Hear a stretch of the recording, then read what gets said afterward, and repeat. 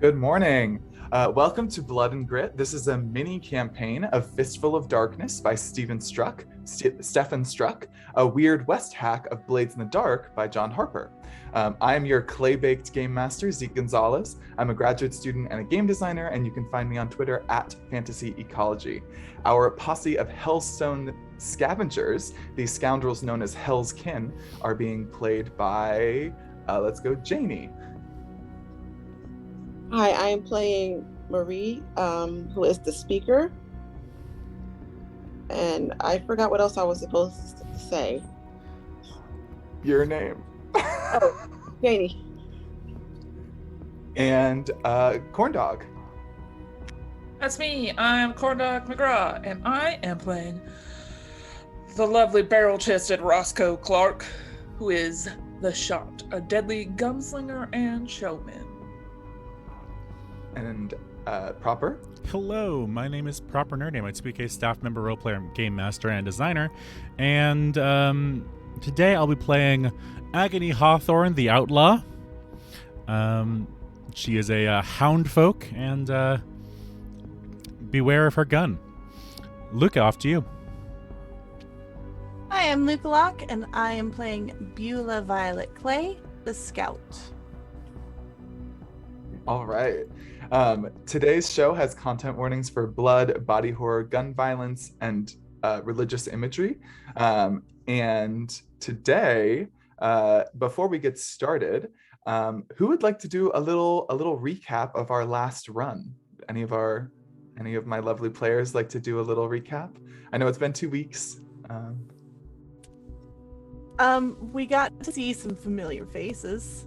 Some horsemen showed up, and were basically, hey, we need you to go do the thing that you didn't want to go do.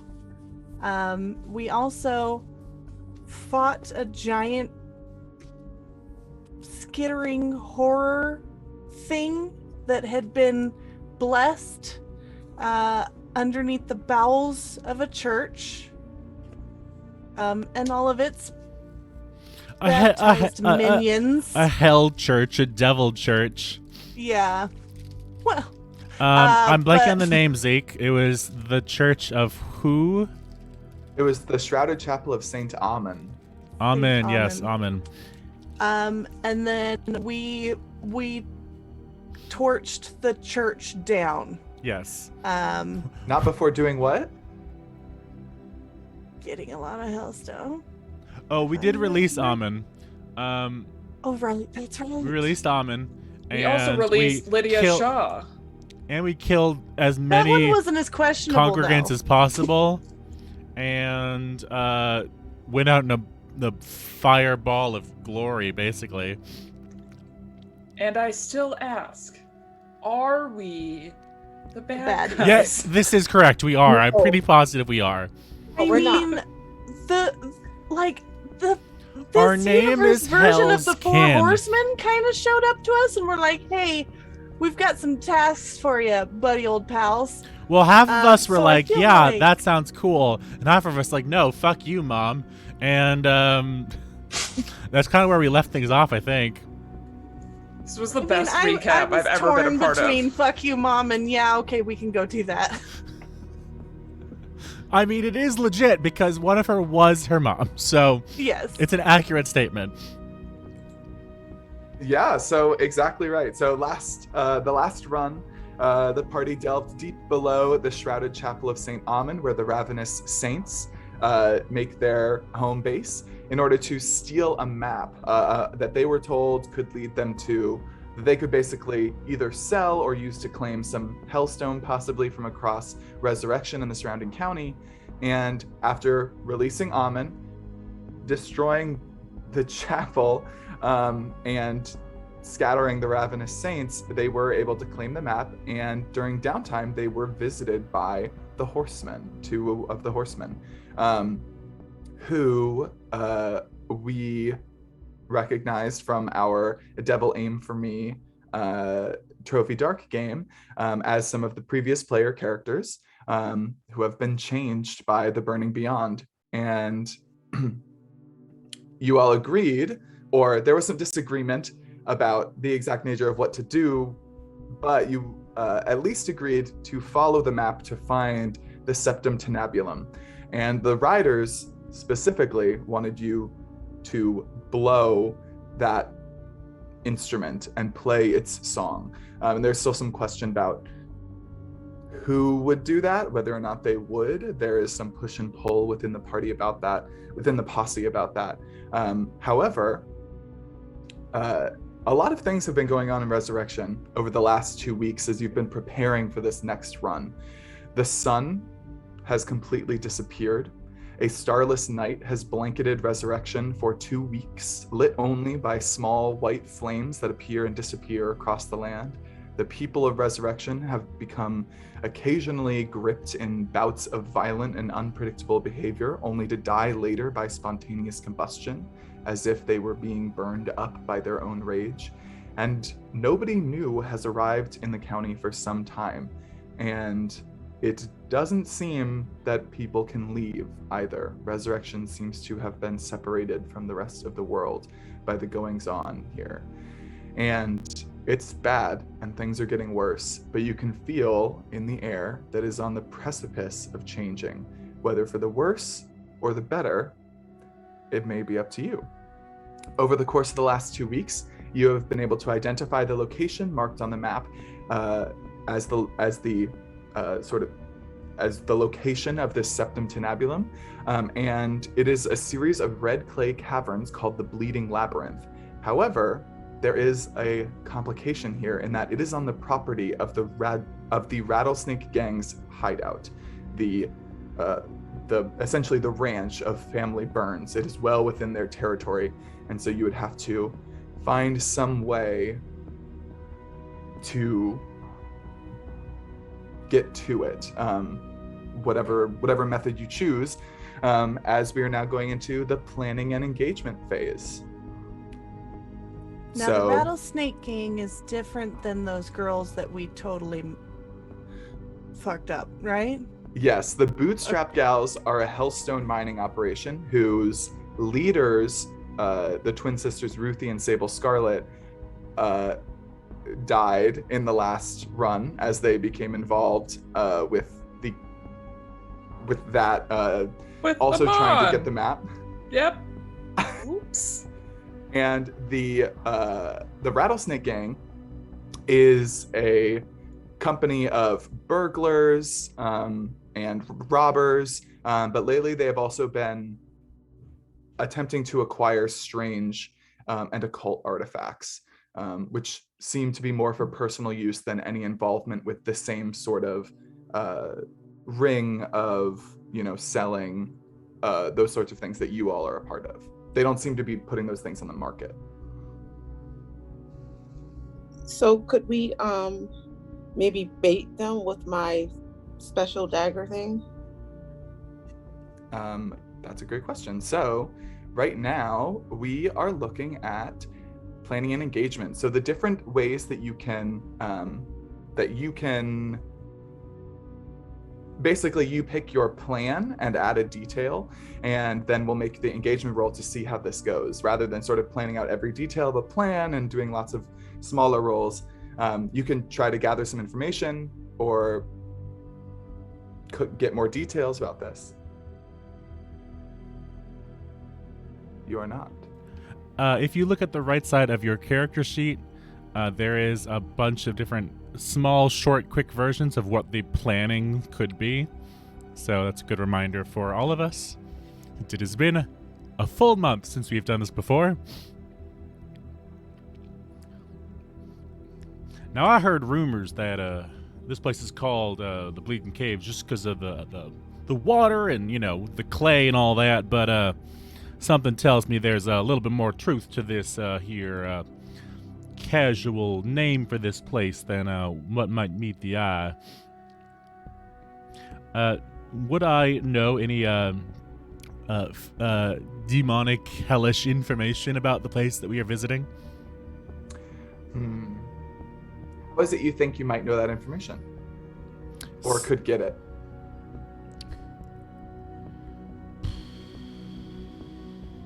I probably have contacts of a type. Hold on, do I have any helpful contacts? I could talk to my dealer, Polly, who might have heard some weird rumors. Who knows what the drugged up folks have been saying, whether that's truthful or, revelation, who knows? Okay. How do you contact and where do you meet Polly? Where do I meet Polly? I want somewhere cool.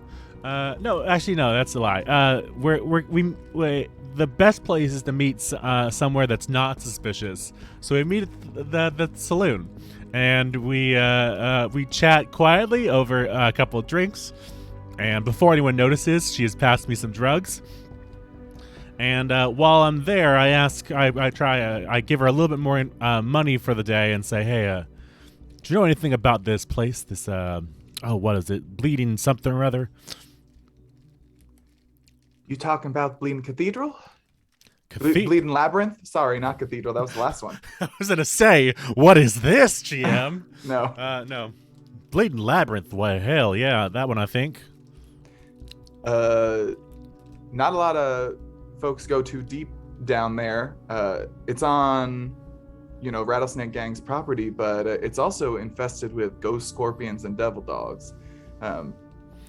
People try to mine in there, get in trouble fast. I've beat back a few devil dogs, and I don't think we'll be mining anything, but what exactly is this labyrinth supposed to be hiding? I don't know what's on the other side of it, but people say all sorts of things about what's in the middle. Well, you work in rumors. What kind of things have you heard?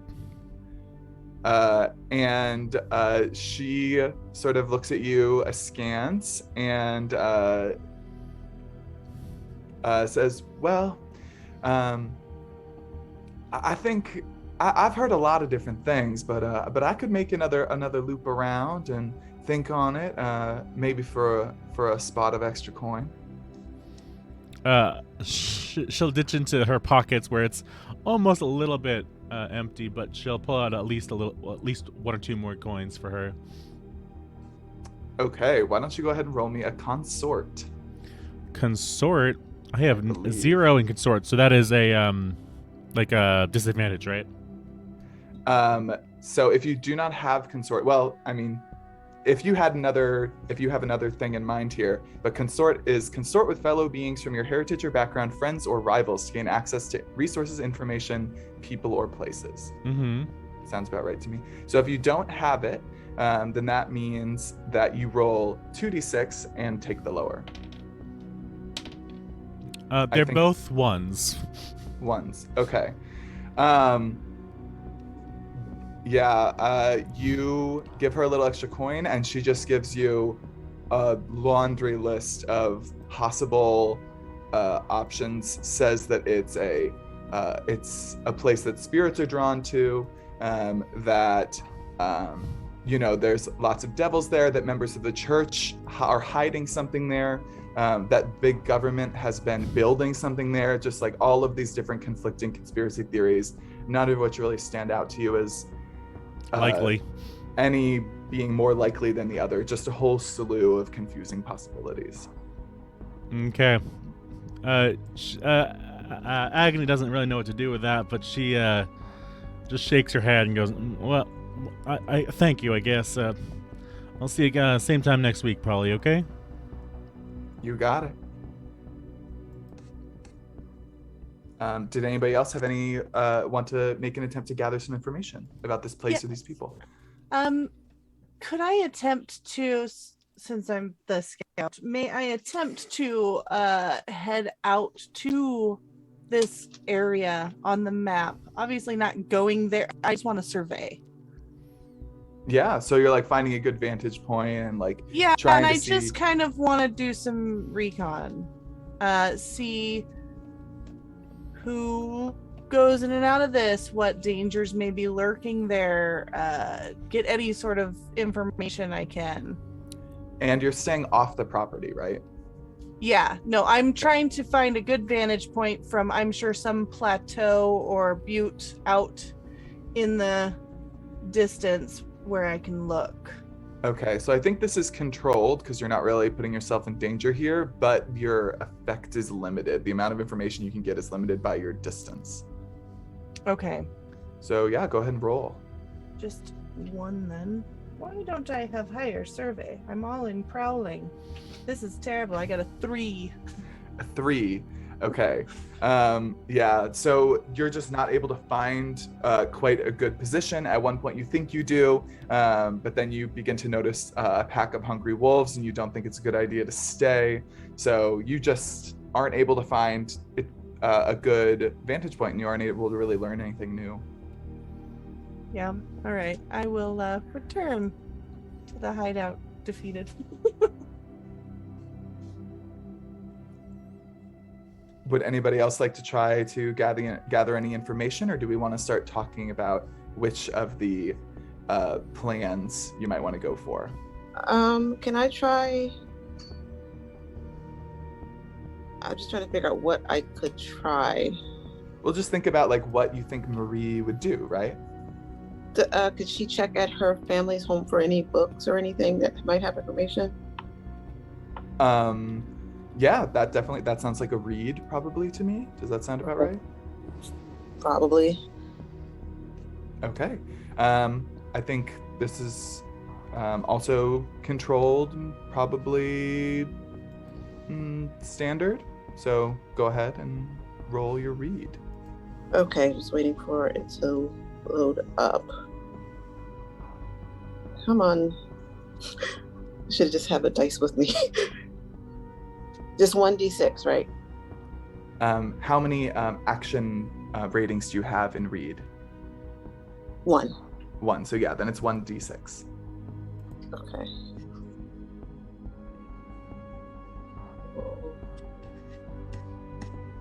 1d6. I got a 3. 3. Oh,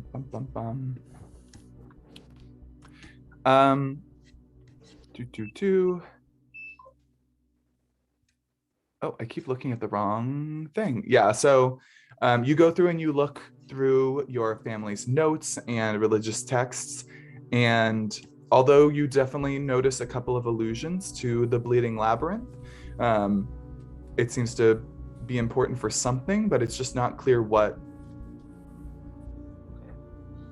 I will report that to everyone else. Damn, everyone's really having trouble getting information about this mysterious location. Listen, y'all, I'm starting to think that we might just have to head there. Looking at it from afar is doing us no good. Roscoe has no means of gathering information on this.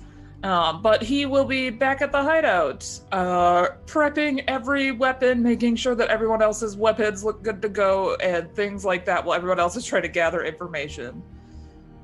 And also, like, covering up the Hellstone, especially the ones that keep getting licked, because that's very disturbing to him. So he's just, like, putting them inside of handkerchiefs and just stacking them all in an area together.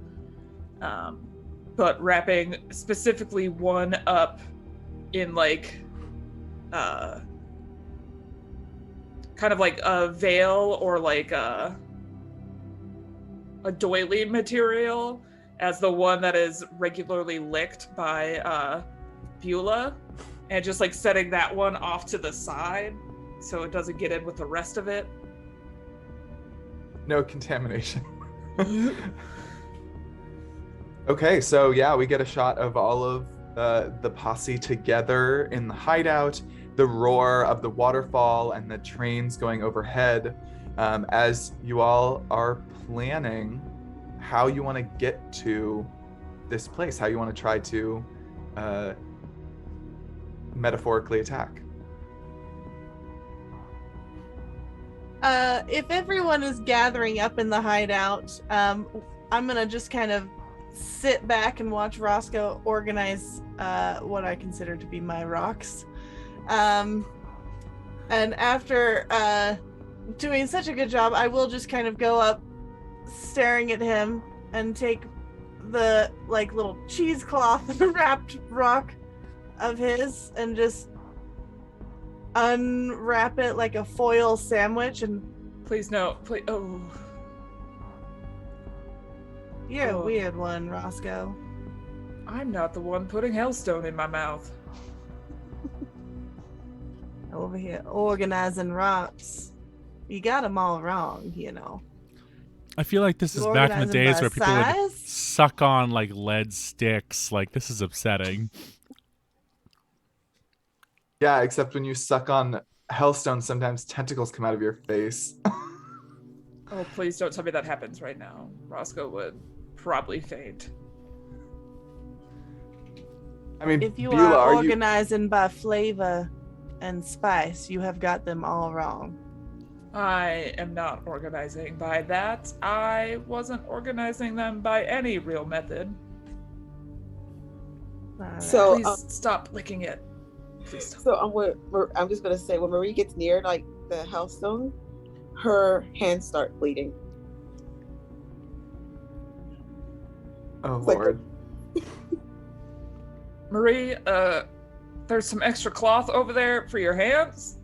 I'm not a big fan of blood. Oh yeah, sorry, this keeps happening.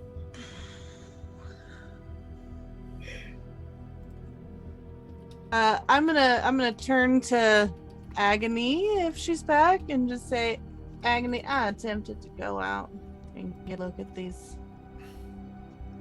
bleeding clay places, but I was too far off to get a good look.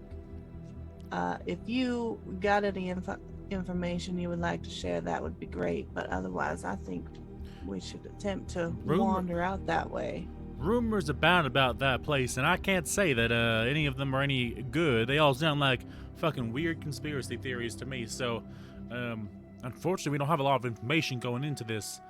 Are we sure we don't have anything else we can tap into and find some more information about these girls?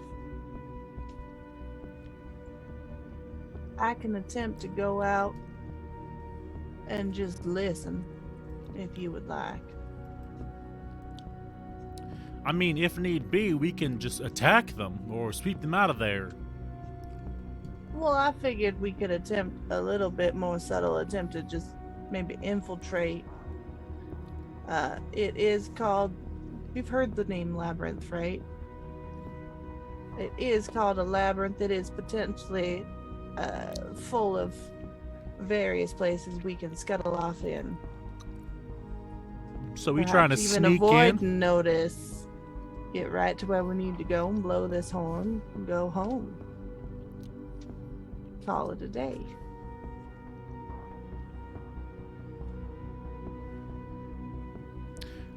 So in game terms, it sounds like we are trying to at least scout. Agony's suggested attack. Well, so I attempted scouting. I was gonna now try and prowl well, this is my way the out this is there. the objective for our run, not our information gathering. You doing okay there, Zeke? Yeah, sorry, I was just plugging in my computer. I realized I was at 3%. Whoops. Sorry, so it sounds like you all are thinking about either a blip, blip, blip, blip, blip. We're going in for like a scouting, I think, to try to find out more information, like by like actually delving into their terrain and then getting out unseen, but also like if shit happens, we'll go in with guns blazing again. I think that's probably the best idea. It's not very interesting, but I think it's the only thing we can do because we didn't get any information about them. Okay, Yeah, I so would say my preferred attack would be like some weird combination of explore, find, and scout. Yeah. okay, so Beulah right now is going out again to try to get information again. Well, Beulah was gonna actually just wait for the group, Oh, okay. and like rather than us just keep going out and coming back, I figured we all go out. Yeah, we're all we, gonna. we figure let's just do this thing. If we can get more information on our way, then great. But if we can get in there. Now, Beulah, are we going to spread out, or are we going to stick together? Well, I think initially we stick together, but that doesn't seem to always stay the case once we get in there. So if you would like to figure out a plan of who goes with whom, who's doing what, that's probably a good idea. So it sounds like the plan might be stealth. So the detail you want is the entry point. Where are you going to try to break into their property? Yeah. Yep. I think that's good. Is that good? That's good. Roscoe, Marie? Sounds good. Okay, so where would you like to try to break in? It's sort of like it's a large fenced-in territory. There's a couple of different types of terrain, and there's also an entry point by sort of a simple road by which the Rattlesnake Gang sort of comes and goes most often, leading directly to their homestead. If this is an entire territory, I am assuming the fence is very much just like a cattle fence, where it is just bits of barbed wire strung between posts. So I would love it if we could find somewhere where there's a lot of large boulders and rock formations. Kind of, I don't know what the landscape is here, but if I'm thinking desert and all of that, like I would assume that most of it's flat, except for the occasional outcroppings of rocky sections and some scrub brush. So I'm going to try and find where this fence goes through a rocky formation section and try and enter. And by enter, I mean step over this sad little cattle fence. Okay.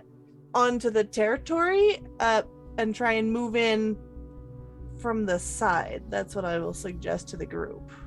Okay, so let's figure out how many dice you're going to have on this engagement roll. Is this operation particularly bold or daring? Is it overly complex or contingent on many factors? I don't think necessarily either of those. Mm-hmm. Yeah, I'm coming in from the side. I'm not just coming up to their front door. I'm trying to just get onto the property from, from the sides. I don't know. And you're all doing this together, right? Mm-hmm. You're staying all together. Okay. Does the plan's detail expose a vulnerability of the target or hit them where they're weakest? I think if you're really if the whole point of the plan is finding like a weak point in the fence and going through there, I think that makes sense for that. Okay. So we're up to 2 dice. Is the target strongest against this approach, or do they have particular defenses or special preparations? No. Can any of your friends or contacts provide aid or insight for this operation?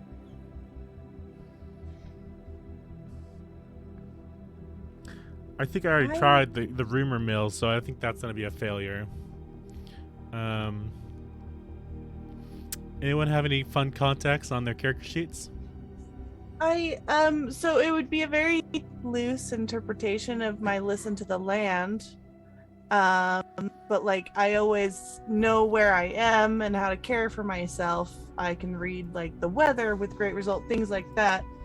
So I would love to, if I could just take a quiet moment and just sit in the like sand and kind of survey, try and listen to the land about where the best ingress point would be. Sure. Are you asking for a roll, or are you sort of adding a little narrative flavor I'm trying to add narrative flavor for basically just trying to up our chances of success the best I can. Okay. I think that more goes towards the previous question, which you already got a dice for. Okay. Yeah, so it sounds like not this one. Are there any other elements we want to consider? I don't think there are any other complications here. So 2D's not bad for an engagement roll.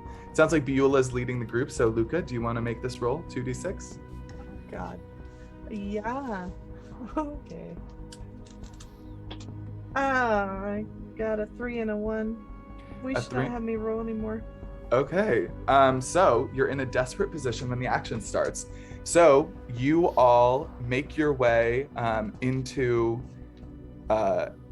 the property, making your way carefully past this barbed wire fence.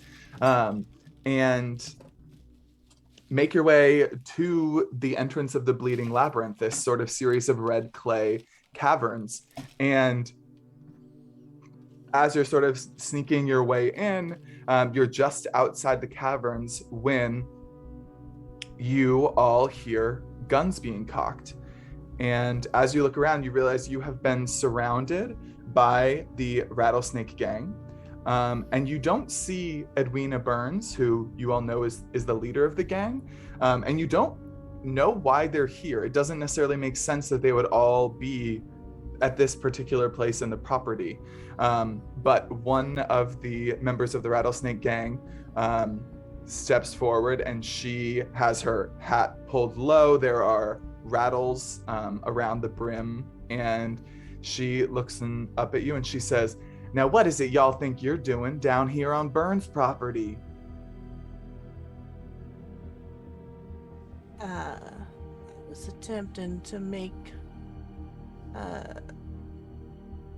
some rattlesnake burgers, and I knew there was some clutches of rattlesnakes near here as good territory for them. Thank you so much for your time.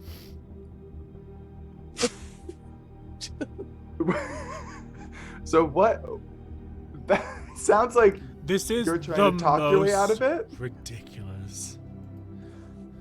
I don't expect her to believe this, as we're all just like coming into their This is property. I'm not gonna tell you, and you're not gonna tell me thing. This is just very much. You know exactly why we're here. Yeah, but I'm not actually gonna tell her. She's not gonna get it out of me. But yeah, it's very clear why we're here.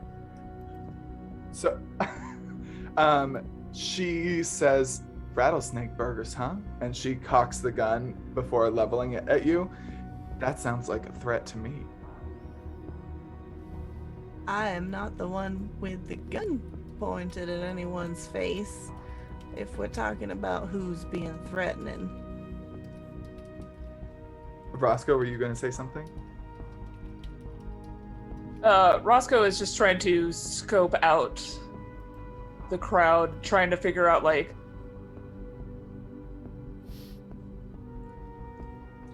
obviously they don't want us here, but is this an intimidation tactic, or are we at risk of being shot? I guess that's what he's trying to sort out. So, I'm going to create a clock. It's called the Rattlesnake Gang, and it is going to be a 6-segment clock that you have to fill in order to get past them somehow. And so this sounds like, are you trying to read, Roscoe? Probably. Which is bad. If you don't want to be reading, that's okay. Roscoe is just sort of like primed for action and looking around if somebody else would rather take action first. Or Roscoe Luca, is just gonna put his hands up. His big coat obviously has some trinkets inside of it, but he's just gonna put his hands up. We don't want to fight. Actually, that reminds me, we forgot to say our loads. So before we go any further, everybody should say whether they have a light, medium, or heavy load. So that will also inform the scene how you look when they have surrounded you. As always, we do have that lovely assistance where we can, I believe it was 2 for free kind of thing. So we're always going to look light as long as we have normal. I'm going to look normal. Yeah, I don't think. You're going to look normal because you're heavy? Yeah, because I'm heavy. Agony would never look anything more than light, so I'd say it's fake light, yes. So Agony is standard, or is light. Is light plus your bonus too, okay. Correct. And yeah, Roscoe, you said you're... Okay. Roscoe is heavy, but it comes down to normal thanks to that boon. Okay. And Marie, what's your load going to be for this one? Light, standard, heavy? She looks light, so she's normal. Okay, cool. So we have that set. So Roscoe, you would put your hands up, and Beulah, you had just said, well, you're the one with the gun. to this this bandit. Would one of you like to? Is there an action here that one of you wants to try to? I'm attempting to sway to make us like feel not threatening. Okay.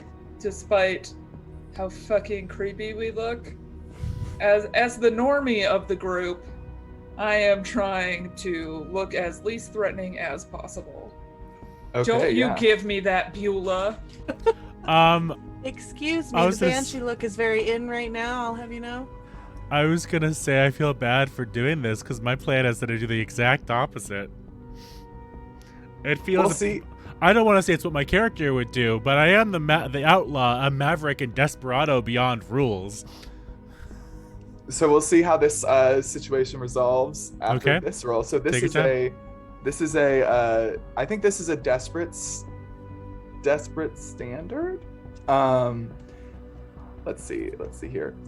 So you're basically trying to convince them that you're not a threat, right, Roscoe? That's the idea. Yeah, even if Agni's next move is to just like blow out their brains and stuff like that, Roscoe in this moment is like, we mean you no harm, take me to your leader, kind of vibe. I mean, Agni's not stupid. She will wait to see how this plays out. Okay, so it sounds like maybe if Beulah is pushing herself, she could be helping you here. Beulah, do you want to? Sorry, not push yourself. Beulah, are you helping like mechanically here with your? Yeah. So I feel like if Roscoe is like trying to be very non-threatening, I am in here very clearly caught in this situation with guns pointed at me, and I'm like wisecracking. So if Roscoe's trying to be like, we're no threat, I feel like it would seem like I'm helping with that. Like, we're no threat. Okay, so you can go ahead and mark off 1 grit, and Roscoe, you get an extra dice. Excellent. Do you want to push yourself, or No. are you looking for devil's bargains or anything like that? Nope, I think I'm good. Okay, go ahead and roll. 2 6s and a 1. Okay, so But that the is a 6 is what critical. matters. You also were rolling in desperate, so go ahead and mark an experience in, I forget which of the 3 sway is under. Guts. The attribute, guts. So go ahead and mark 1 experience there. And a critical, you do it with increased effect. Okay, wow. So I'm just a sweet, lovable, barrel-chested man who doesn't look like he could harm a fly. So you see that actually several of the members of the Rattlesnake Gang sort of laugh when you do this, and they seem very sort of much more relaxed, and several of them lower their weapons, and the woman who was speaking with Beulah sort of steps up to you and says, if you're so non-threatening, then why are you coming here at the same time that that Ms. Edwina gone down into the labyrinth? Well, you see,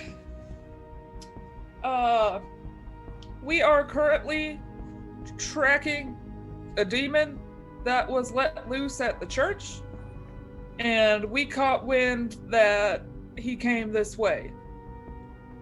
And then I describe what Ahmad looked like. She sort of looks a little bit taken aback, and she sort of scans the whole group, and she says, How'd you hear a demon gun got on our property out here? And at this point, she has completely holstered her weapon. She's like stepped up to you and is speaking with you. So you've marked 4 out of the 6 ticks with that critical. Ooh. I was speaking with, Bad Egg Horn, the gunsmith in town. He let me know that that the demon that was set free moved this way. We don't have a super clear direction. It was just this direction. So we just thought we'd scout a little bit, kind of why we look a little clueless, if that makes sense to you, as to where we're going. Really leaning into the like we're so helpless Yes. energy here. She looks across all of you and she says, "And y'all are demon hunters?" Not Rogue initially. Demon hunters. I did not intend to become a demon hunter when I was a child, but here we are today. And so you expect me to just let you wander into the labyrinth on Rattlesnake Gang property while our boss is down there trying to get her husband back? Yeah, I do. Mainly because I don't think you want your boss eaten by a demon. I watched 30 people get eaten in a church before I fled for my own life. Agony, were you also going to say something? I was gonna say something, but it's kind of a bit of a turn, and unless someone else was gonna do something first, I'll wait to hear if anyone else wants to do something. Marie? I was just going to say I've been looking for my sister who just disappeared. I'm worried she might be down there. And this member of the Rattlesnake Gang sort of cocks her head and she says, "Demon hunters and marshals looking for missing people? This story's starting to get awful convoluted." I think this is an appropriate time for Agony to chime in. Agony looks at them square in the eye and just says, "Now you listen here. We understand what's down there and you don't. We've got some evil shit coming our way, and if you want to save your hides and ours, whatever the husband or whatever, even you know this town is weird. This town is getting strange, and shit is happening down those tunnels. Let me tell you, we are just here to find out what's at the end of that labyrinth. We don't want to touch your Hellstone claim. We are here for one thing and one thing alone, and it is to prevent the end of the world. I know that might seem like a stretch, but we are here to destroy whatever evil is down those halls."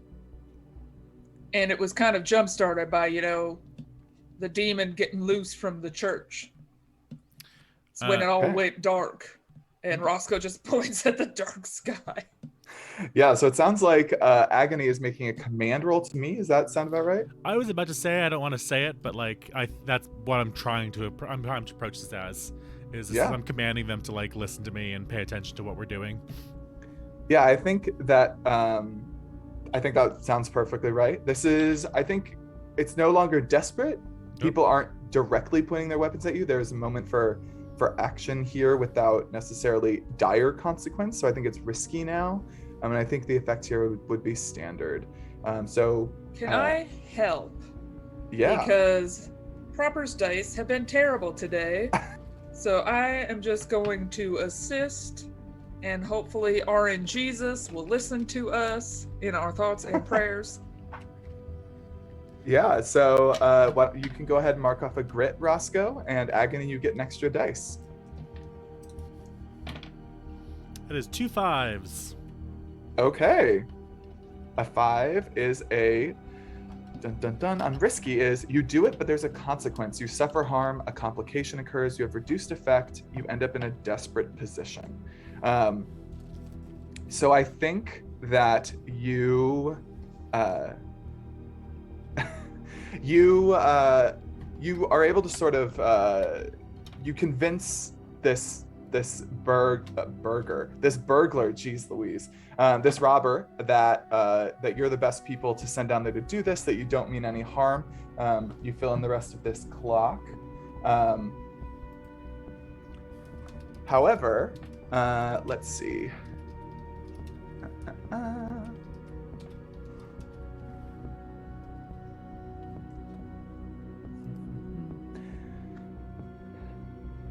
Trying to think what's a good complication here. You can always save it for later if you like. I think that Yeah, I think I'll sit on this slightly, but you've definitely this sort of this rattlesnake gang member sort of puts both of her hands up and she says, "All right, you don't gotta tell me twice. I understand when others make their intentions clear." And she sort of jerks her head to the rest of the gang, and she says, "Back into your positions." And they sort of scatter back out, hiding in the brush and assembling around these caverns to apparently protect them. And they allow you all to enter the Bleeding Labyrinth here. Well, this worked out better than I thought it would. I'm just gonna kind of whisper to Agony as we're walking in. And as you enter, you can see these sort of pitted red clay caverns. The walls are very uneven, and the tunnels quickly begin to split and divide up. However, you don't make it but 20 feet in before Agony, you're sort of just carefully making your way down in the dark. How are you all lighting your way, or are you just feeling your way down in the dark? Can I use my my spirit bane again? Oh yeah, that's right. So sort of holding out your spirit bane to produce this sort of It's like a pallid glow. sickly, ghostly light, yeah, but it does offer some glow. Okay, so you're all making your way down in these sort of smooth red clay caverns, when suddenly, Agony, something falls onto you. Are you all familiar with coconut crabs? Not in the slightest. So they're like a really big land crab, and what falls on you is the size of a coconut crab. So yeah, if you Google image it really quickly, you'll see what I'm talking about. It looks essentially like a coconut crab. That's so big. Except it is ghostly white and has a long tail that ends in a stinger dripping in venom. As this ghost scorpion drops on you, Agony, and stings you directly in the neck. So you here this would take a level. I'm so not okay with this creature. This is absolutely terrifying. This is like if a crab was also a dog. Yeah, they're big. And as it falls on you and stings you as the consequence for your previous roll, go ahead and take the level 2 harm envenomed, unless you want to roll to resist it. Yeah, I think I should. I would certainly recommend. Which would be what? So this would be prowess. This would be a prowess resist roll. Oh, thank God we took that posse upgrade just a second ago. Okay, my highest is a 6.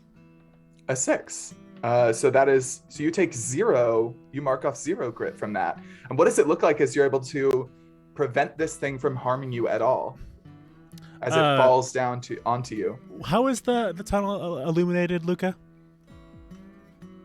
It's like I've got like a fetish. Like it's like a bunch of twigs and twine and bits from the desert, dried cactus, but it lets off like a kind of sickly, pallid, ghostly glow. You see the sword before you see me, and I have a machete, kind of a long sword that glints in light that makes it look like it's on fire, and as immediately I pull it out and slash at this thing as it comes to try to attack me, and that's all you see before I sheath it back again. So I don't take the effect at all, right? No, you do not take harm. Yeah, so this thing is sliced in twain. Yeah, so or at least one of its whatever its pincer is, yeah.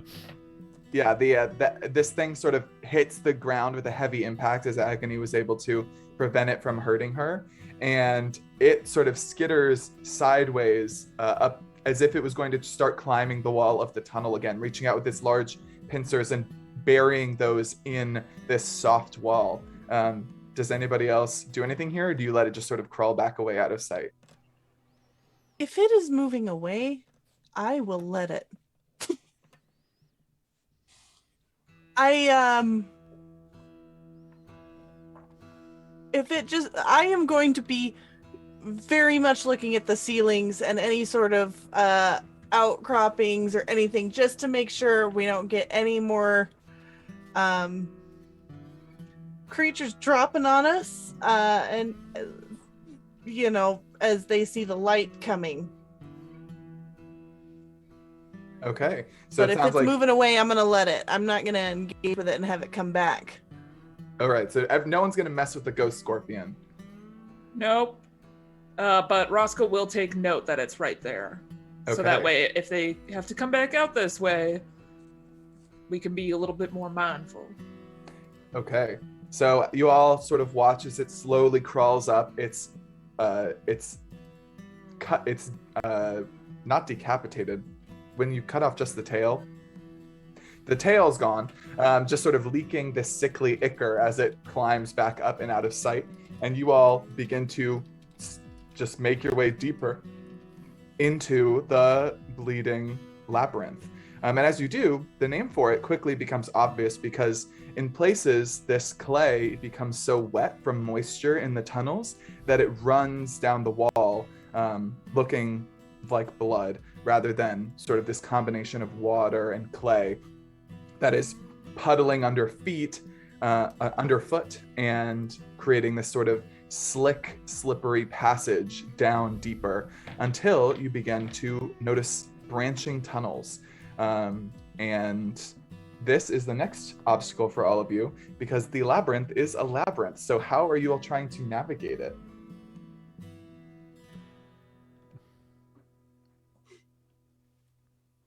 Viola's gonna look at everyone and just say, I don't know if y'all have any special advice here, but when I am trying to get through a maze of canyons, I just always take the right until eventually I am out. That certainly is true, but it does take quite a bit longer. If you have another suggestion, I am open to it, Agony. I was talking to Marie the other day, and I believe she can speak to the wind. Perhaps she has some kind of mystic power that can guide us down here. I can try that.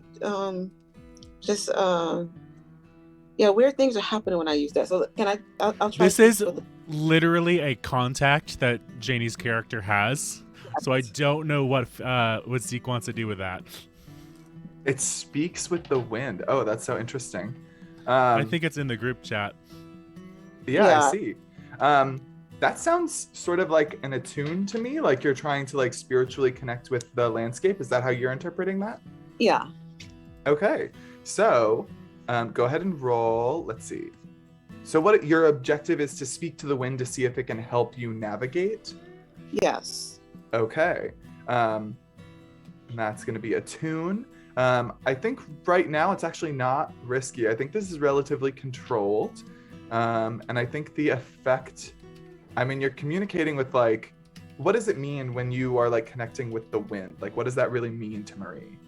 I think Marie is connecting to whatever has driven her to try to not start the apocalypse, even though that might have happened.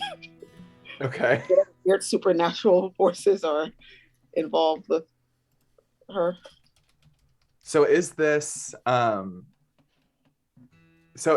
imagining like the opposite force or an opposing force to the dark one that you previously have demonstrated like some sort of relationship with, or is this just sort of an extra another force, or is it less literal than that? I think it's less literal. I think it's like a guiding kind of force. Okay. Yeah, so I think this is a standard effect and a controlled position. So would you like to push yourself? Yes. Okay, so go ahead and mark off 2 grit to take an extra dice, and go ahead and roll.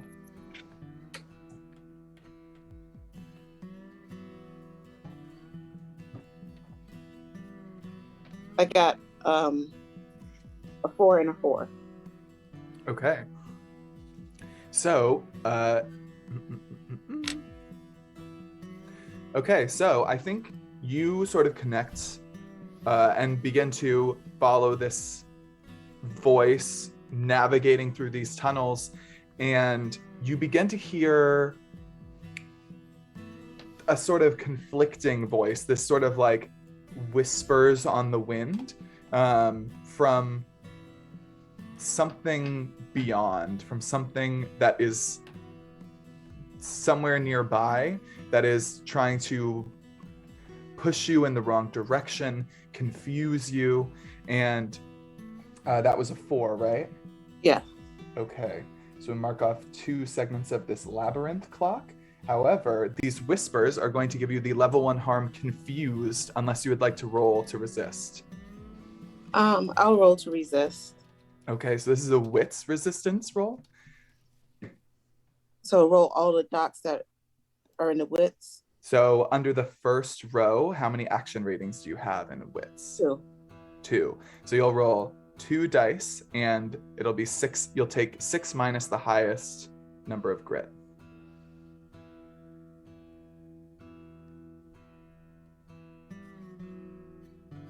I got a 4 and a 5.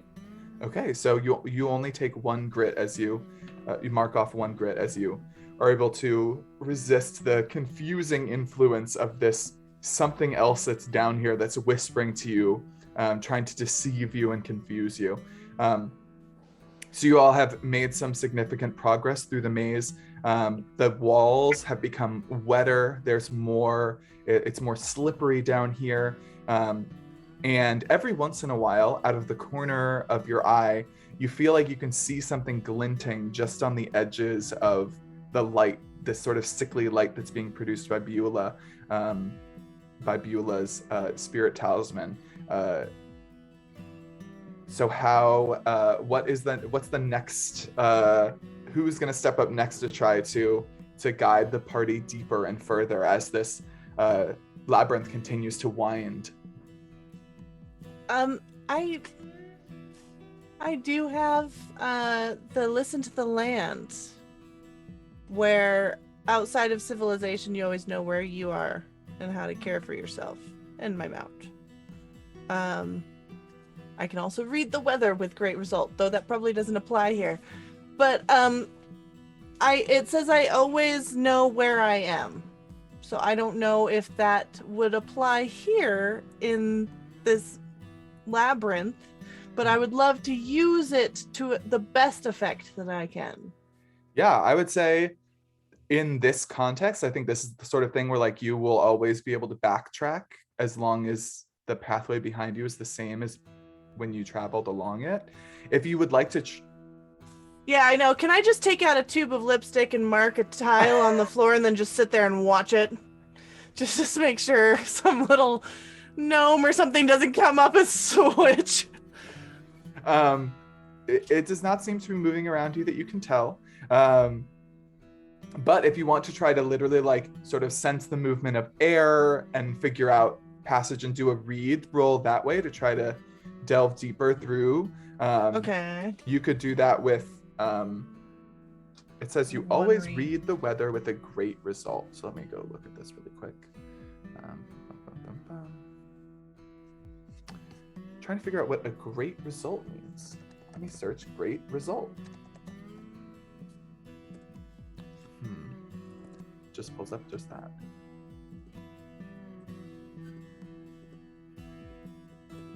I'm trying to figure out if that just means you succeed. Right?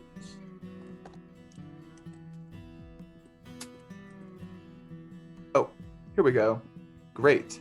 Okay, effect. Oh, a great effect level. I see. Okay. So that basically means that your effect would be great rather than standard or limited. I see. Okay. So it sets that for you automatically. So it sounds like you're doing read. In chat, it says great result is like always rolling a 6 on the gather info roll.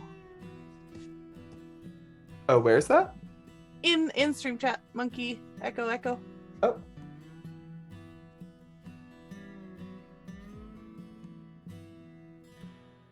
Oh, I see. No, I'm looking at Blades in the Dark, so the effect level that I see is great. So the way your ability is worded is you always read the weather with a great result. Oh, a great result. So I guess you don't even have to roll. You just get it as if it was a great success. Is that right, Stefan? Oh, yes, you already had it right. Okay. Yeah, so that's 3 ticks on the clock. So why don't you tell us what, or 3 ticks on the clock, sorry. Why don't you tell us what it looks like as Beulah listens to the land to guide you through this labyrinth? Again, she's gonna do that kind of where she stands still for a second, and then will like sit down on the earth, just kind of holding her spirit bane still.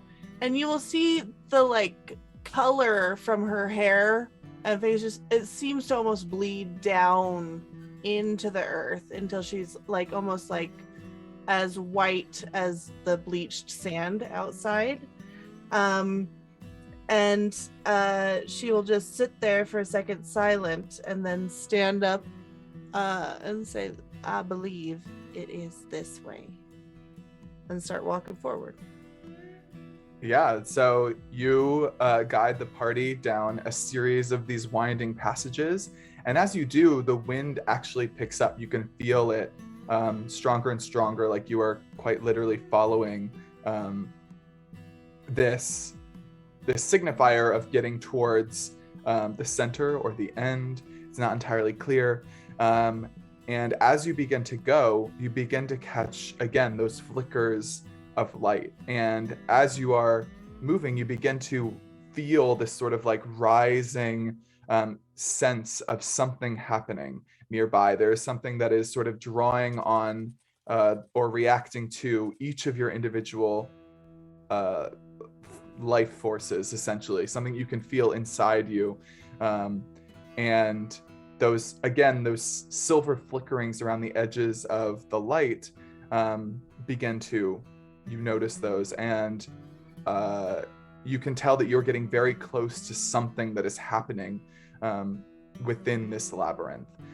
You can hear chanting and echoing, and those silver flashes around you are becoming more and more rapid and unsettling. And you only have 1 tick left to go. So how are you going to try to make this final push?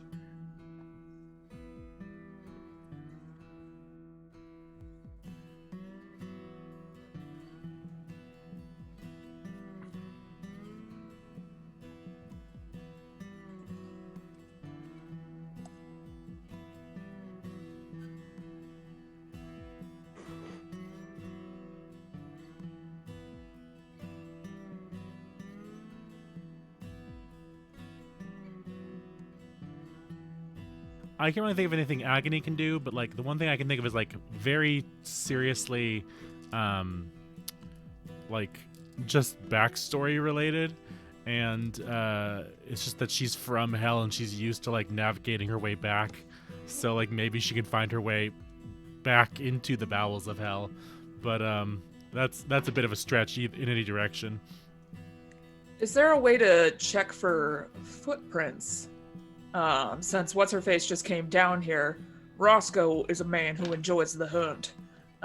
But would like that be an option for us? Absolutely. I could see either of those things working if one of you want to try to make this last roll here. I would also be willing to help Agni. Like us try to do like a combo move together. Yeah, why don't we work it together? If that works. Okay, so that makes sense. Which one of you wants to do the roll, and which one of you would like to provide the assist by taking a grit? Go for it, Roscoe. You want me to do the roll? Yes. Cool. Okay. So this will be a hunt roll. I think this has become risky as there's some sort of supernatural force at work here that you don't understand, but with a standard effect. Go ahead and roll your dice. 5. A 5. Okay. So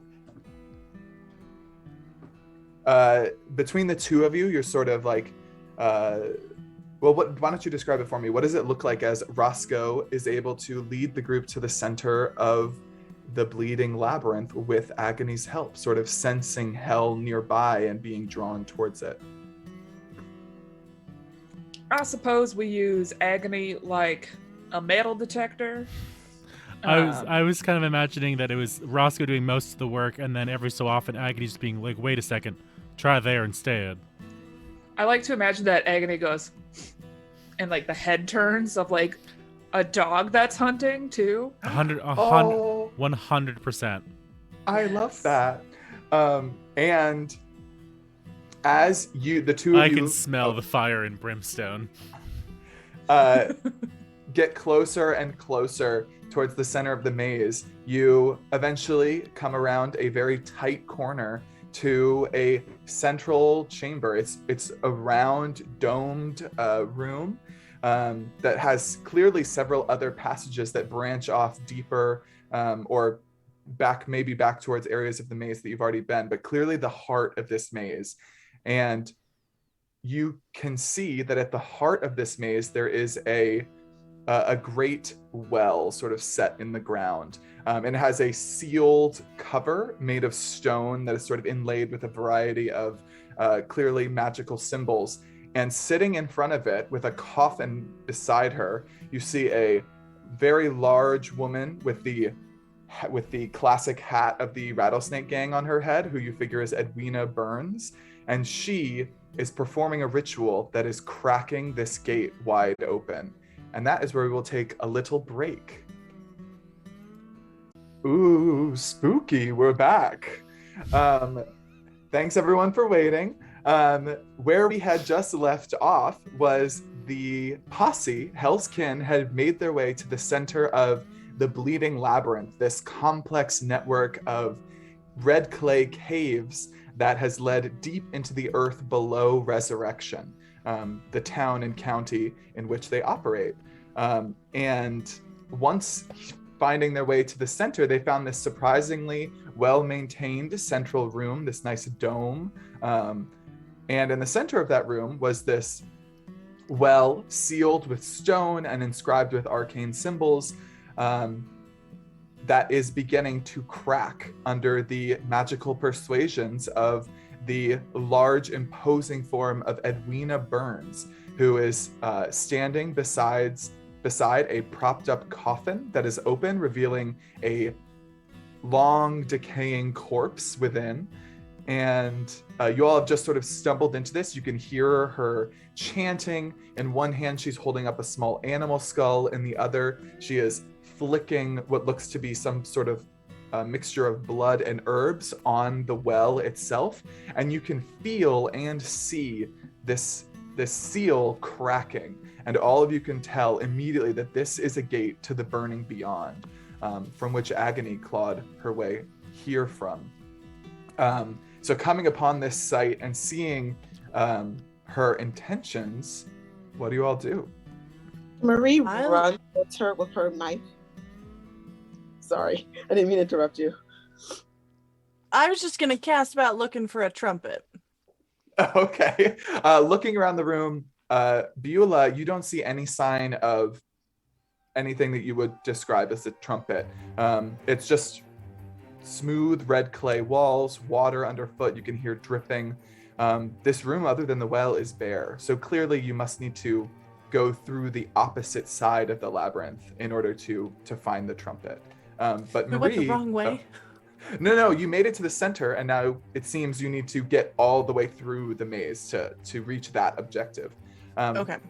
But Marie, you literally pull a knife and just run at Edwina to try to stab her. Yeah, because I want to stop her from doing this. Okay, that's definitely an action roll. what is your goal here? To hurt her? To stop her from doing this ceremony thing. To knock stuff out of her hands, knock her to the side, whatever stops it. And you're using violence to do that? Yeah. Okay. Yeah, I'm not thinking clearly. What action do you think this is? Sounds like brawl to me. Okay. So I think that this position is risky. Yeah. And I think you do have a knife. Do you have any other equipment that can help you with this, or is it just sort of you just pull this knife we've seen you have before? I'm going to pull I think it's just the knife that I had before. Okay. So then I think there's a standard effect here. Is anybody helping when they see Marie leap forward, somehow trying to assist here, or? I am not. I'm watching this happen, just like, oh shit. Yep. Yeah, Roscoe Big is Sam. agape behind everyone, like, what the fuck? They're just running right at her. Okay. So it sounds like probably no bonus dice from that. Do you want to push yourself, or are you interested in a devil's bargain? Devil's bargain. Devil's bargain. Yeah. I have a devil's bargain, which is that regardless of the outcome, something will escape from the crack in this gate. Would you like to accept that devil's bargain? Does anybody else have one?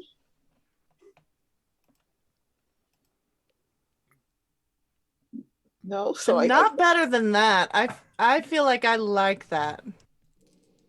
The only one that I have is regardless of the outcome. Instead, so you've already got the gross hands things going on. We talked briefly about either the chest wound or the crown of thorns wounds. So one of those wounds appears on you and it actually causes you physical pain. So it would be one of the ones so like that... a harm. Oh, Yeah. I love that.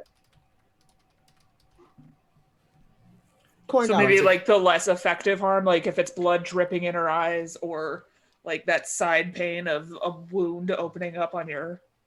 No, it should be the side chest. definite. I think I love that. Okay, you want to take that devil's bargain for an extra dice? Yes, Okay. So how many dice are you rolling here? Just out of That would- curiosity. that would be 2. Okay, go ahead and roll. Come on, dice, please be nice to me. I got a 3 and a 3. Okay.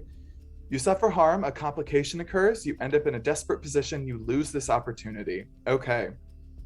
So I think you race forward, and as you get closer to this crack, you can feel the influence from the burning beyond literally open this split, a wound on your side. And it slows you down just enough that Edwina hears you coming, turns, grabs you, and slams you down into the well itself with a really loud crack. So between the wound and this, her reacting to you, this position has become desperate because Edwina is channeling this power directly at you, and you're going to take harm here. Take the level 2 harm concussed, unless you would like to resist it. No. Okay, so let's, for all of our sake, double check what happens with a level 2 harm. Bum, bum, bum, bum, bum. I think it's -1 on rolls. Yeah. That sounds right. -1D. Minus Not 1D. 1 dice. Oh, so maybe I should resist. Yeah, if you'd like to resist, that's Yeah. So that's 1d6. So what is your, I think this would be, this would be a prowess resist again. So how many dots do you have in prowess? How many in that first 3. row? 3? Yes. Oh, you're great at that. Okay, yeah, go ahead and roll through 3D. for your prowess resist roll. Okay, I got a 1, a 3, and a 4. A 1, a 3, and a 4. So you take the highest, which is 4. So you mark off 2 grit.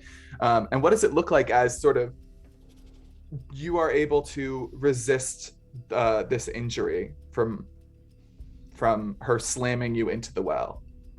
Okay, I have a quick question. Is she considered one of Hell's forces?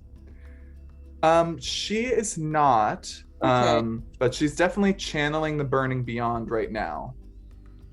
Okay, I have my special ability that I picked. The second one was you may expend your special armor to resist a supernatural consequence or push yourself dealing with Hell's forces. Okay, that will definitely come up, but I think this would probably not be that. And you already also rolled the resist, so you don't need to burn armor. Okay. So what's going to happen is, even though that never mind. It just doesn't seem to hurt her as much as it should. Like, if there's no special armor or anything, it's just for the same reason why you can only like see a tiny movie quality stain from that side, that wound in her chest. It's also like I don't know, like, just it didn't hurt her. It kind of bounced off. So you're saying you still had the impact, but you sort of are able to catch yourself a little bit, and maybe supernaturally, because of all the other things you have going on, maybe this doesn't actually hurt you as much as as much as should. Okay. Yeah, action star syndrome, kind of like an action star syndrome. And Edwina steps to the side, and all around her you can now see this sort of rolling heat coming off of her and the smell of brimstone. And she lifts one hand, and the room begins to shake. And she says, "I'm bringing my husband back, and y'all can't stop me. How did you get down here?" We walked. We took every right. And she looks between the two of you, and she sort of squints and says, Why are you here? Why do you come running at me with a knife?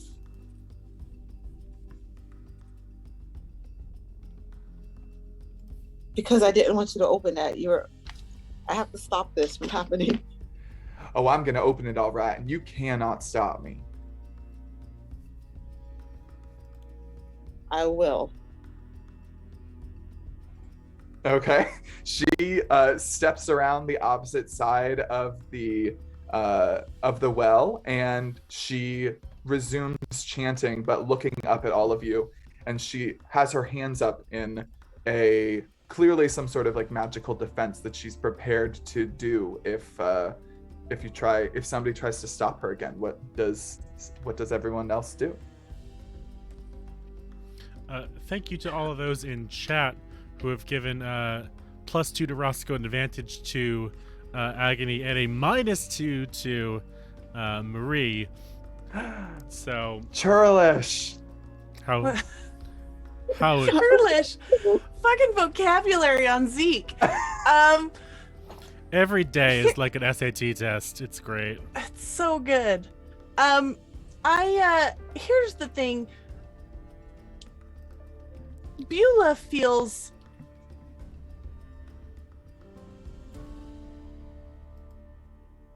ambivalent towards her opening this thing. Mm-hmm. We were here sent for a trumpet. Jamie's like rushing with a knife. I feel like I should offer party support, but at the same time, like, I have no qualms with this lady. She seems like she's trying to get her husband back. Seems admirable. I have no problem. I'm in for a trumpet. So I feel like Beulah's just gonna like look around and then like kind of glance to Agony and Roscoe. I do not see a trumpet here. Do you have any quarrel with this woman? Are we to join this fight? If I'm being entirely honest, this seems like spooky mumbo jumbo again, and I'm not a fan. So is your vote I guess- to join in with Marie here and stab her? I'm not a stabbing type. I guess we'll address this woman for the basically first time. Now let's hold back, y'all. Who the hell are you, and what the hell are you trying to do?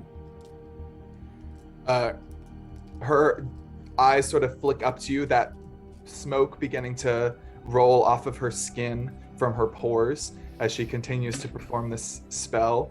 But she looks at you and she says, I'm Edwina Burns. This is my land, and I'm getting my husband's spirit back from the burning beyond. Well, let me tell you a thing or two about that burning beyond. I don't think you're gonna be as successful as you think you are. It takes every tooth and grit. It takes blood and pain to get back from that place. Let me tell you. And unless he is determined as hell to get back to you, he's gonna have a mighty hard time, let me tell you. And she looks at you and she says, sounds like you know a mighty lot about the burning beyond. If you offer me some assistance, perhaps I can help your comrades as long as you keep this woman in white away from me, gesturing at Marie. She is certainly fervent in her belief, but I'm not sure you want to open that door to the beyond. Is this you trying to convince her not to? I would say so. I haven't said no to her bargain yet, but because I have yet to see exactly what she could give me. But I'm gonna attempt to try to either like intimidate her into not doing it, or like convince her not to do it. What would that be, do you think? It sounds like command is obedience with command obedience with your force of personality, intimidate or threaten, lead and action. So it very much sounds like command to me, but if you're... That sounds right to me. Yeah, that sounds a lot better than the other one.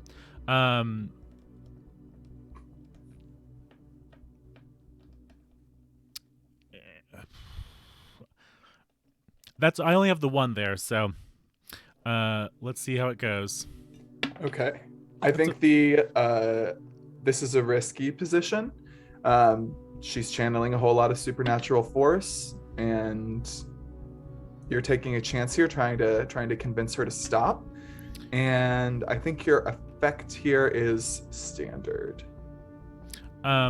So I used my advantage for that roll. I got a 4 and a 1. A 4. Okay, a 4 is a partial success. So you do it, but there's a consequence. You suffer harm, a complication occurs, you have reduced effect, you end up in a desperate position. Okay, so I'll mark 1 tick on this clock of Edwina's ritual for your standard. Oh wait, standard's 2. Okay, so you get 2 ticks on that clock, which is an 8-step clock. And Edwina looks like she's listening to you, and she sort of like nods her head slightly. And the complication is that there is a sudden rend in this well, and all of you begin to hear this whispered voice that Marie sort of sensed earlier in these caves. And this voice sort of floats up and says, finish your work, Edwina. I am the Dark One, the great demon Babbletongue, and I will be freed. And you can see Edwina begins to very, almost sort of like jerkily, continue making the motions that she was making before. And looks like she is being manipulated or puppeted somehow by this Dark One, Marie, on the other side of the gate. Can I try to stop the ritual again? What are you doing? Last time you tried to stab her and that didn't really seem to work. You can see that your friend Agony has sort of convinced, or not necessarily convinced, but has done some work on Edwina. Like Edwina was in control of her own power. Maybe she would be slowing this down, but she is no longer under her own power. So what are you doing?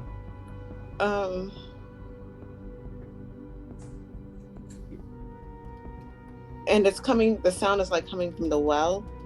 Oh yeah, it's like echoing all around this room. You can feel it like pounding the voice, pounding in your veins, in your mind, in your heart. It is all encompassing.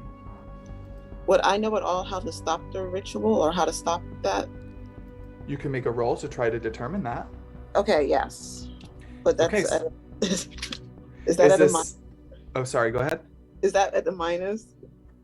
Yeah, So your yes, next what- roll is -2. Okay. -2 is pretty gnarly. Yeah. I have one more question. What happens if I fill my grit up? Is your grit full? I have one left. Oh, mercy. If your grit gets full, then you take a stigmata and it actually takes you out of this run. Like your character is removed from action, essentially. Okay.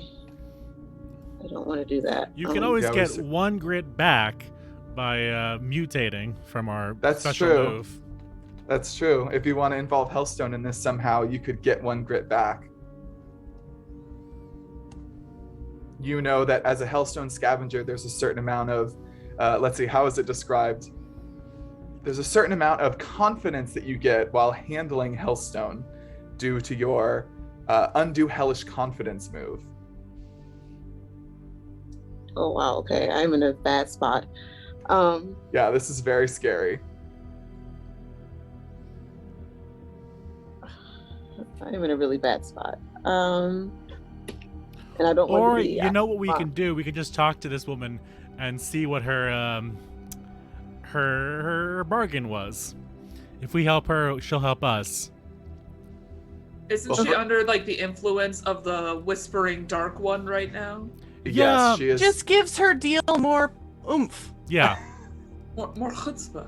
So I guess Marie could like tell the Edwina, I was a servant of the Dark One until 2 weeks ago.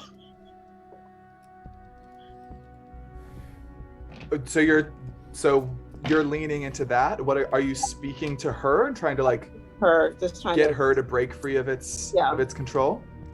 Yes. Okay. What do you say? I was a servant of Dark One until 2 weeks ago. It's not going to. I'm sorry. No, this is great. I love this angle. Go Not for it. end well. You see what's gone on with me. She's like going to point all the room things out. Okay. What? And sounds like you're trying to try to pull on her, get her to reassert control of her own actions. Okay. That sounds like sway. Is that sort of what you're going for, or consort maybe? Yeah. Consort. Consort. Okay. So that's definitely a consort. Is anybody helping? You're trying to prevent her from listening I to feel this like evil Marie is very much on her own path right now. Oh no. Oh, yeah, Roscoe is currently standing in the background, guns drawn, waiting for something to come out of that hole in the ground that's looking a bit feisty, especially now that it's whispered. He is actively shitting his pants with guns drawn. Mm-hmm. Yeah, I feel like Beulah asked everyone what the plan was, and then people were just going ahead. So Beulah's just like, all right, we'll see how this plays out, and then I will continue on with the plan.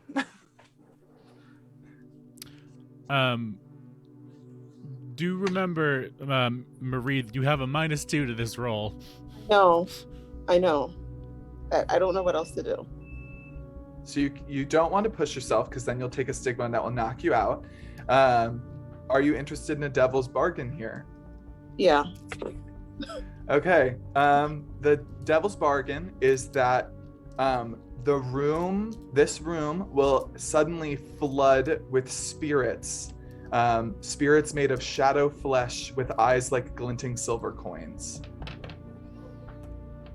Sure, why not? Okay. All right, go ahead and add extra dice. And So go I ahead roll. and- That's to be- 2. yeah, so go ahead and roll your dice.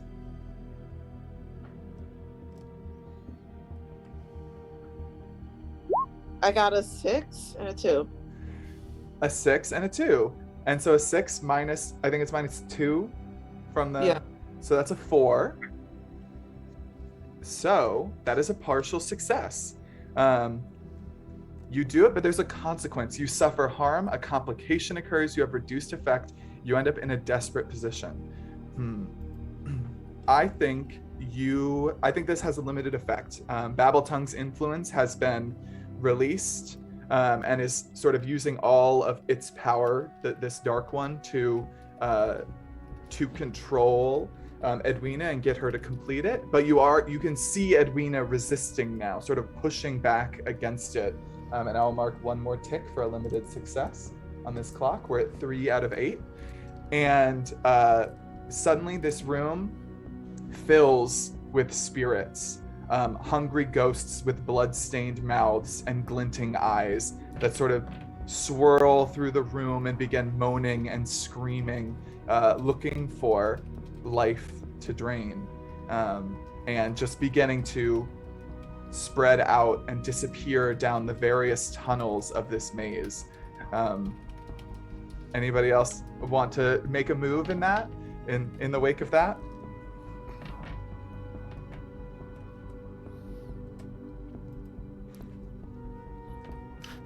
Brian covers their face. Yeah, I am going to face bump.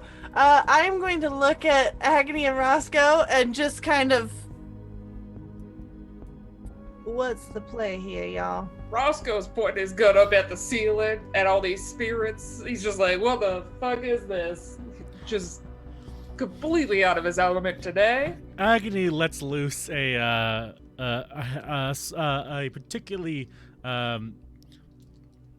awful swear from the depths of hell that is untranslatable, and she looks at this woman again and says, "Okay, now we're gonna slow down, everybody. What is your bargain here, miss? What exactly are you trying to do? And what exactly can you give us as before we move along?" And you're trying to speak to Edwina here? Mm-hmm. Edwina's head sort of like jerks to the side and looks up at you, and her mouth opens, and at first all you can hear is this sort of it almost sounds like she's speaking multiple different languages at once, like this chorus of dissonant sound, and then she coughs and sort of sets her jaw, and she says,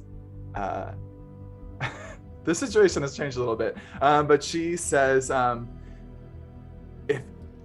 if y'all can free me from this beast, I will take you where you wish to go.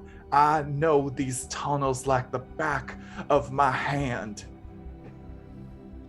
Agony will look to Beulah as a kind of deciding factor of whether we should take this or not.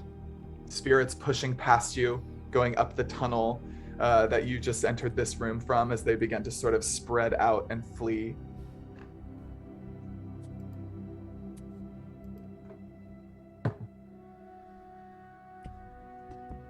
How do you propose we help free you? Don't rightly know, but get this thing out of me. But Marie know? Yeah? I can't talk. Would Marie know how to do it? Do you want to make a roll to try to figure out how? Yes. Let's see. How would Marie try to figure this out? It would probably be wit, right? I'm looking at the actions, like maybe attune or read or maybe survey. Survey, probably. Or survey? No, because she's figuring this out from what she knows. Mm-hmm. So how would I do attune? Attune makes sense to me. So what's your goal here is to figure out how you would accomplish that, right? Like how you would... Right. How to help free this person. Okay. Agony will help out. Making an attune roll. I think this is between Agony and Marie's background. I think you have a potential great effect here, figuring out how to do this. However, given the situation you're in, this is desperate right now. So Agony's helping out, so she marks off 1 grit and you get an extra dice. Yeah, go ahead and take those dice. How many do you have on this roll? For a 2 and I have 1, so that's 2d6. I have 2 dice. How many did you have from Attune? 1. 1 and then 1 from Agony, so yeah, that's 2. Go for it, roll 2d. I got a 1 and a 6. A 1 and a 6, so that's a 6. So a critical, you do it. So Agony and Marie, how are you assessing the scene, and what do you have to do in order to end this control, this influence? So that was a great effect, so you get 3 more ticks on this clock. Oh wait, yeah, great effect. We're at how many ticks out of 8? You are at 6 out of 8. Okay. I mean, you're the one who rolled for it, so go for it. And I'll add whatever I feel is appropriate. I'm going to say that it somehow involves that special knife and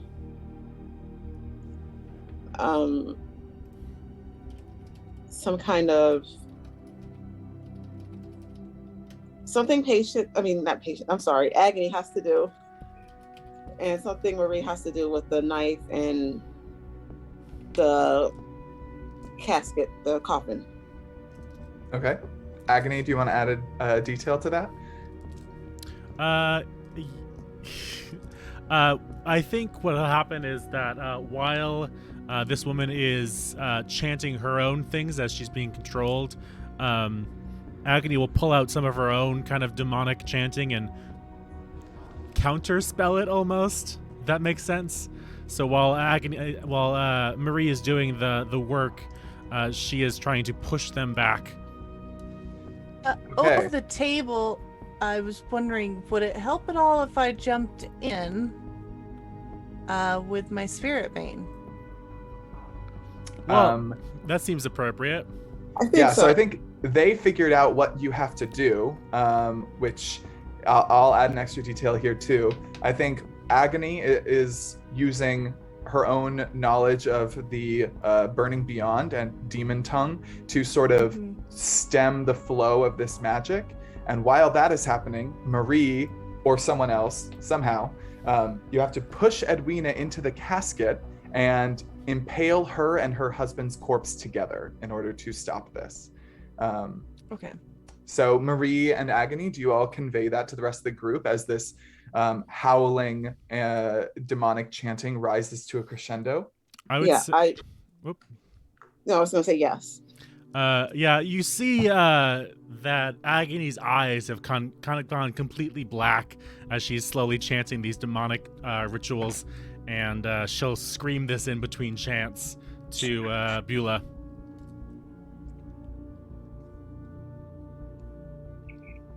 Yeah, I'm gonna reach up if Marie looks ready to do it. If we gotta do this at the same time, like turn the key and hit the switch, like I'll get ready to impale the corpse of whichever corpse she is not impaling. Yeah, Marie is ready. I think it's all in time.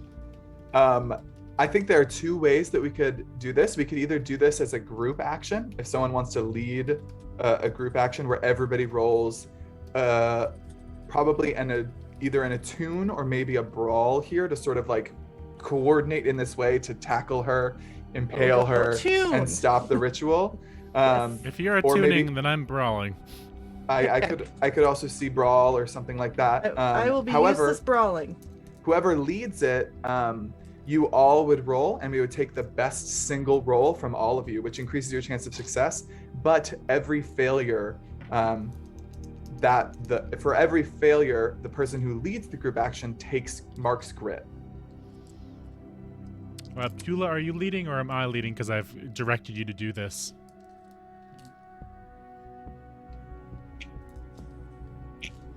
I want you to take the lead because I'm scared of my rolls and I want you to do the thing. Okay. So for this culmination of trying to stop this ritual, all three of you go ahead and roll an attune or a brawl, depending on your role in this. Oh, And God damn it. this is still risky, and it's a great effect because you've all figured out how to do this, how to stop it. This is exactly what you need to do. It's just about executing, right? Yep. Yeah. Well, I got a 3. 3, 5. 5. Luca, Two. I didn't. Okay, I was gonna say I didn't like your response there, Luca. Mm-mm. Okay, Nope. so Nope. Agony, you mark off 2 grit because Mhm. of the 2 failures of while you're leading this action. Mhm. And why don't you describe what it looks like as you finish off this clock by doing as we described and stopping the ritual? As the ghosts are swirling all around, they seem to be coming out even faster now that we're close to finishing. Agony's eyes go black, and the blackness seems to just like snake its way into her face as she continues to chant. And Agony is Beulah comes in with their spirit bane, and Marie takes the knife and skewers the two of them together in their holy undeadness.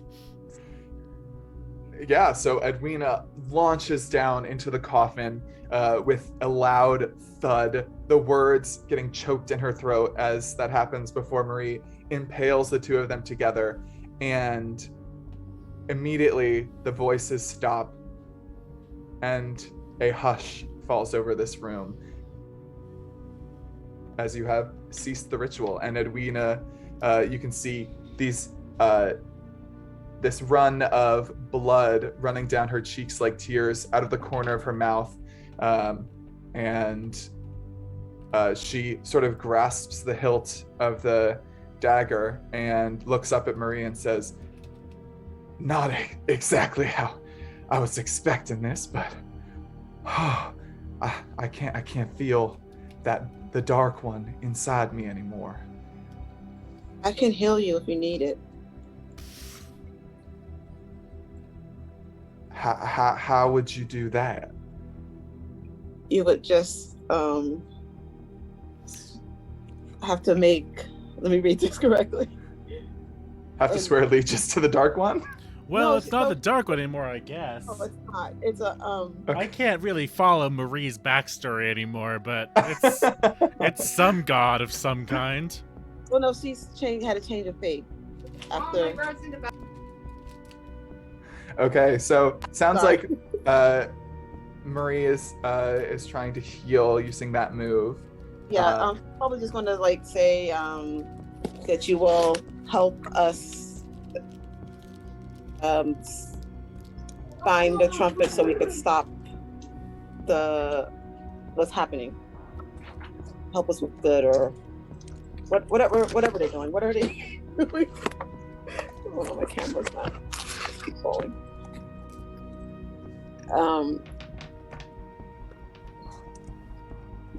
Yeah, I guess they're trying to get to the trumpet. And of course, Marie's thinking they're not going to blow it. Okay. So what does Marie say to her? Because there is a level of like, there's a conversation that has to happen around this, right? Where like you offer them an oath or...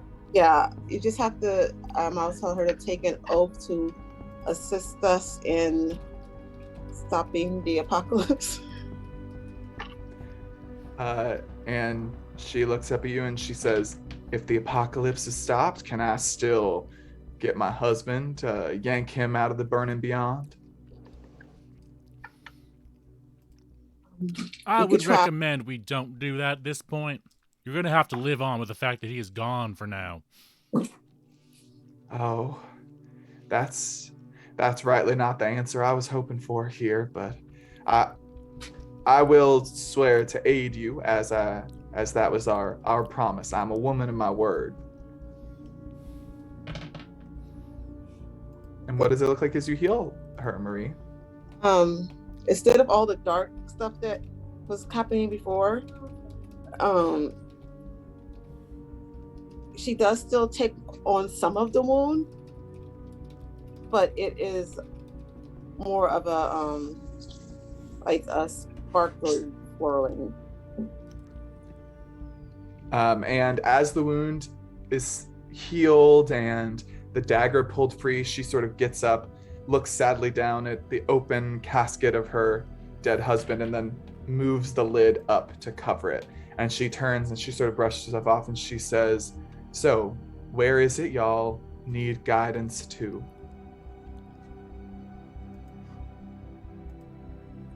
We are looking for a trumpet or a horn on the other side of this maze. Down through the labyrinth, out the other end. I believe so. You're looking for...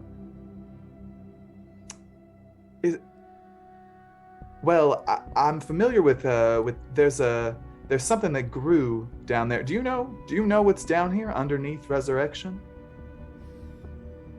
Hellstone and death.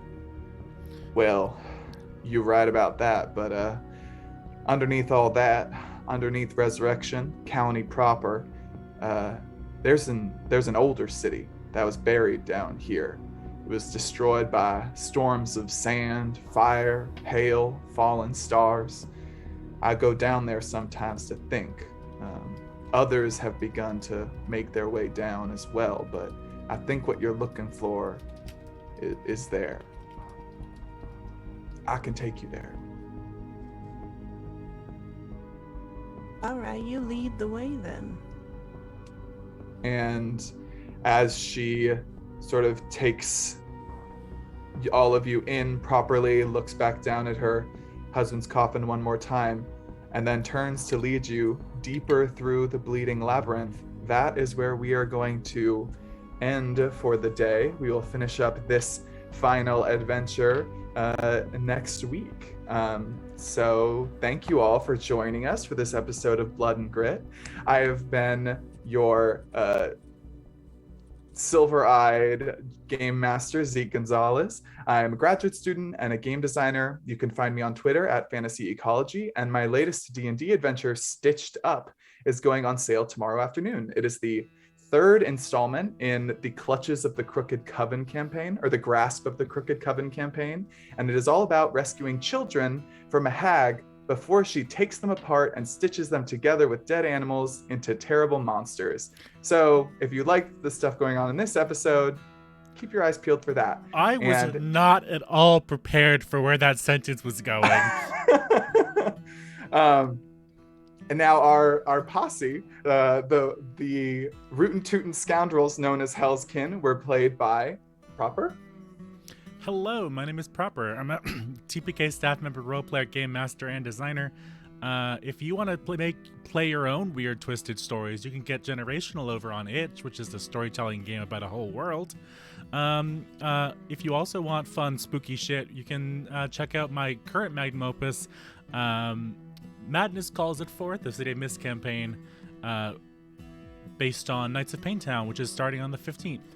I played Agony Hawthorne, the houndsfolk from hell, and we're just gonna travel deeper and deeper back to her home, I guess. Who's next? Roscoe? That's me, Roscoe Clark. Hello, friends. I'm Corndog McGraw. You can find me here not this Thursday, but the next one, where we continue our adventures in a Tyranny of Dragons related campaign. I don't know, something's going on. Where I play Juno the Cleric. You can also find me on the internets at Corndog McGraw or Coach Corndog, depending on the app you're using. And lastly, you can catch me here 2 weeks from now on this show, but in the evening. I'm so excited. We're doing a Lord of the Rings campaign with Fistful as the GM, and I'm so excited. I'm ready. I'm not ready, but I will be. We'll see. And Janie, you want to go next? Yes, sorry, I've got demons in the background. I'm JD. I played Marie, who really did not mean to start anything. She just wants, I don't know what she wants anymore, but she really didn't mean to start the end of the world. Follow me on Twitter, JDPot7575, and I'll try to remember to update when I'm on, because I'm on stream a lot. Thank you. And Luca. I'm muted. Okay. Hi, I'm Luca Locke. I am a dungeon master, sometimes player, and design coordinator for TPK Roleplay. You can find me online doing graphic design, making streaming content like this overlay. But you can also find me just everywhere on TPK Roleplay. If you go to our website and check out the schedule, throw a dart and you'll hit me. The next thing I have is tomorrow we have the Stargate Phoenix Basilisk crossover, which should be extremely interesting. And then I am running Harper's on Tuesdays, this Tuesday. And then I'm off for a few days and then coming back for more. And just check out the schedule because it's all set. And that's it for me, Zeke. Awesome. Thank you all so much for joining us. We are going to have our finale where we conclude this run and also see whether or not Resurrection is sent into the end times on November 21st at our new time of, what do we call this? 8 a.m. Pacific. Correct. So I hope to see you all there. And thank you so much for joining us. And remember, next time you see someone trying to bring their husband back from the dead, don't run at them with a knife. And we'll see you next time.